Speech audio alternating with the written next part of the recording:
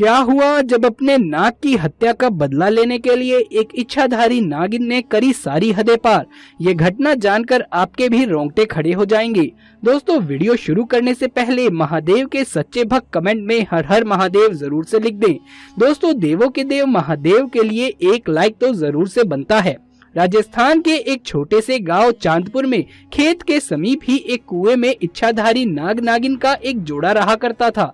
एक रात्रि की बात है जब इच्छाधारी नागिन अपना रूप बदलकर चांदपुर गांव में यूं ही भ्रमण के लिए निकली थी और कुएं के पास उस समय इच्छाधारी नाग सो रहा था। उस समय वहां बड़ा ही अंधेरा था। राजू और मंगल नाम के दो व्यक्ति अपने सारा काम निपटाकर उसी कुएं के पास से अपने ट्रक से गुजर रहे थे। ऐसे में अंधेरे में भूलवश राजू को पता ही नहीं लगा और ट्रक से उस इच्छाधारी सांप के फन को कुचल दिया। इसके बाद जैसे ही नाग ट्रक के नीचे आया, उन्होंने ट्रक रोककर देखा तो उन्हें ज्ञात हुआ कि उन्होंने एक नाग की हत्या कर दी है। जब दोनों को पता चला कि कोई साधारण नाग ये नहीं है अपितु ये तो एक इच्छाधारी नाग है, तो उन्होंने उसे उठाकर पास ही में स्थित कुएं में फेंक दिया और वहां से भाग निकले। जब इच्छाधारी नागिन वापस कुएं के पास लौटकर आई तो अपने मृत नाग को कुएं में देखकर वो बेसुध हो गई। उस नाग की आंखों में उसने उसके कातिलों को देख लिया था। उसके दिमाग में अब एक ही शब्द चल रहा था और वो था बदला।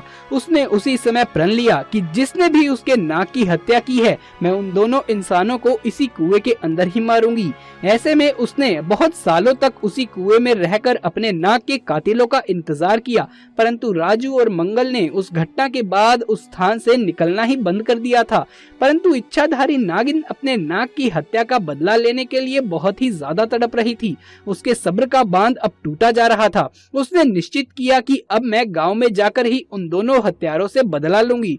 उसने एक बहुत ही सुंदर कन्या का रूप बनाया और भेष बदलकर वो चांदपुर गांव में पहुंची। पूरे गांव में उसने नाग की आंखों में देखे उन दोनों कातिलों को बहुत ढूंढना चाहा, पर वो कहीं पर भी नहीं मिले। परंतु रात्रि के समय मंगल और राजू पुनः काम से घर लौट रहे थे। आज वो दोनों पैदल ही वापस आ रहे थे कि तभी उन पर इच्छाधारी नागिन की नजर पड़ गई। उस समय उसने बहुत ही सुंदर कन्या का रूप धारण कर रखा था।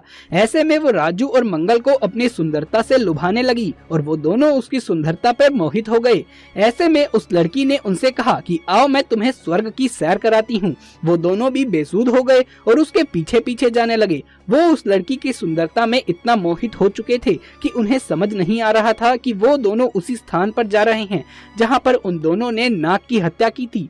अब वो लड़की रूपी इच्छाधारी नागिन उन दोनों को लेकर उसी कुएं के पास आ गई और अपना भयंकर और विशाल स्वरूप उन दोनों को दिखाया, जिसे देखकर दोनों के पसीने छूट गए और डर के मारे दोनों कांपने लगे। इच्छाधारी नागिन ने उन्हें अपना पक्ष रखने का मौका भी नहीं दिया कि भूलवश ही उनसे उस नाग की हत्या हुई थी और डस कर उस कुएं के पास ही राजू और मंगल दोनों को मारकर अपने नाग का हत्या का बदला ले लिया और अपने प्रण अनुसार दोनों के शव को उसने उसी कुएं में फेंक दिया जिस कुएं में इन दोनों ने उसके नाग के शव को फेंका था, और वो पुनः उस कुएं के आसपास ही रहने लगी।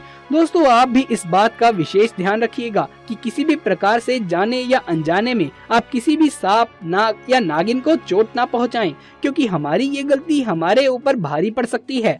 नाग हो या नागिन, ये सभी महादेव के गहने हैं। हमारा कार्य है कि जिस तरह हम महादेव की भक्ति करते हैं उन्हीं के साथ हम इनकी भी पूजा अर्चना करें, ना कि इन्हें चोट पहुंचाएं। साथ ही में इस घटना के प्रति आपकी क्या राय है नीचे कमेंट बॉक्स में बताएं और सभी महादेव के दीवाने हर हर महादेव लिखे बिना मत जाइएगा। चैनल को सब्सक्राइब कर लीजिए और ये वीडियो पसंद आया हो इसे लाइक करके अपने दोस्तों और रिश्तेदारों में ज्यादा से ज्यादा शेयर कर दीजिए। जल्द मुलाकात होगी आपसे अगली वीडियो में, तब तक के लिए आप सभी का धन्यवाद।